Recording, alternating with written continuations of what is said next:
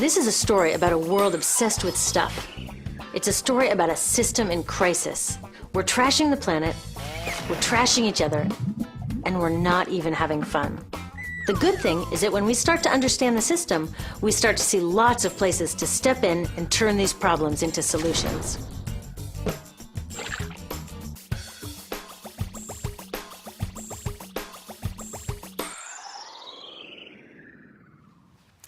One of the problems with trying to use less stuff is that sometimes we feel like we really need it.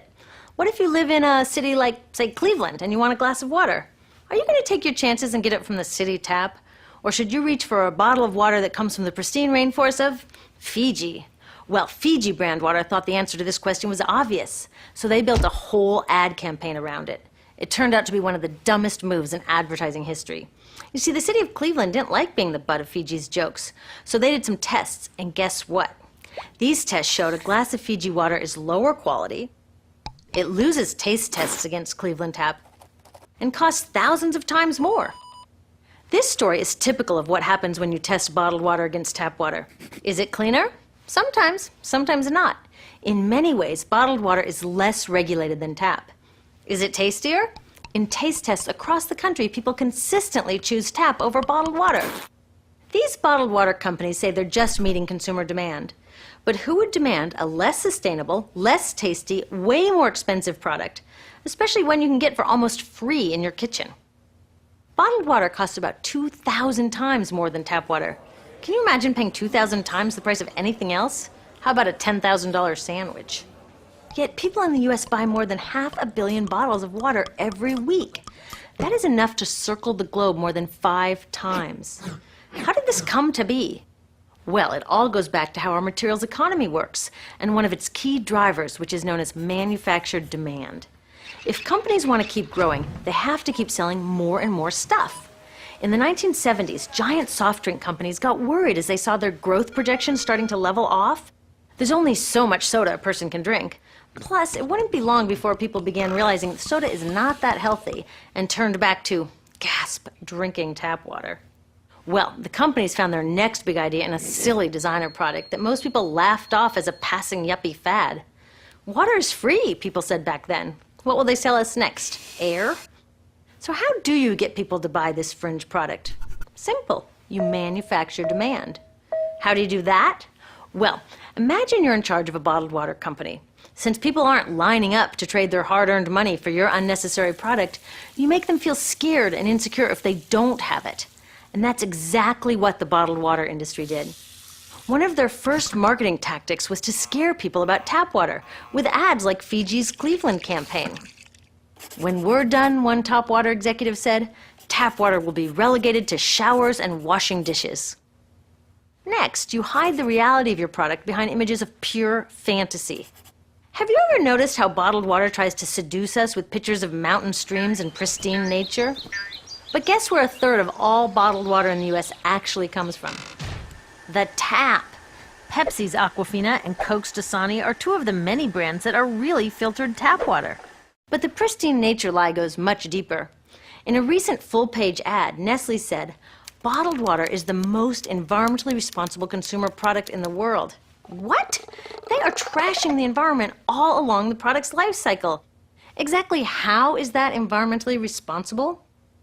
The problems start here with extraction and production, where oil is used to make water bottles.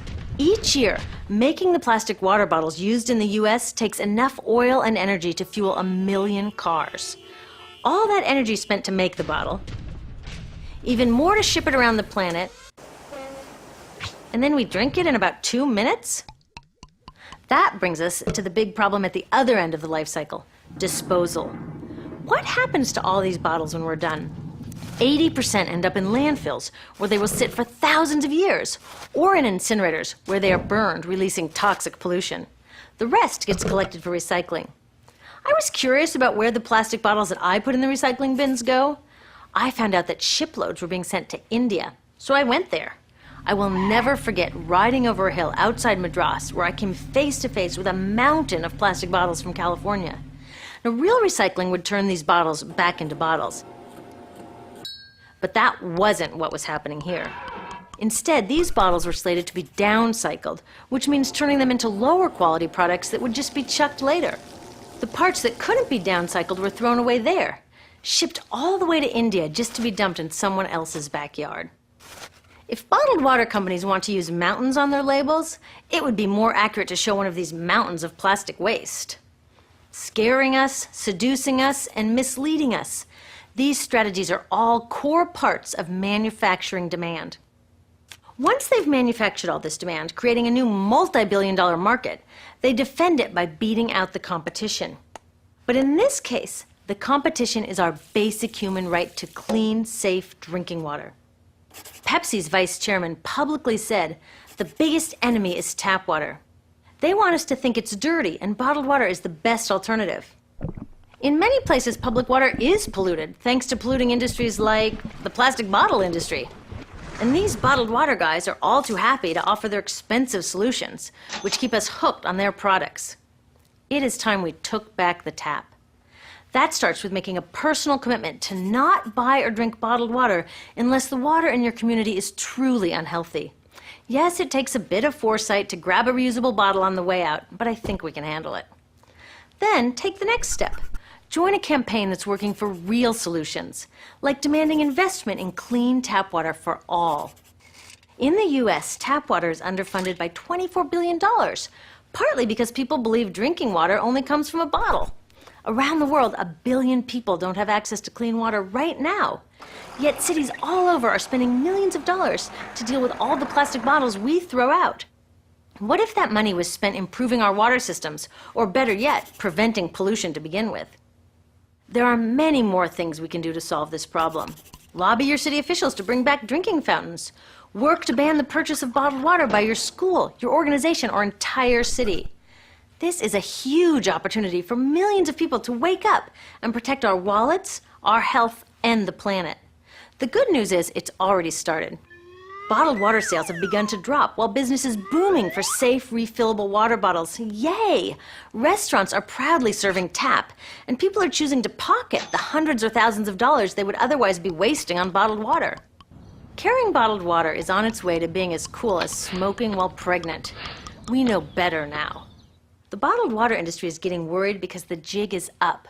We are not buying into their manufactured demand anymore. We will choose our own demands, thank you very much, and we're demanding clean, safe water for all.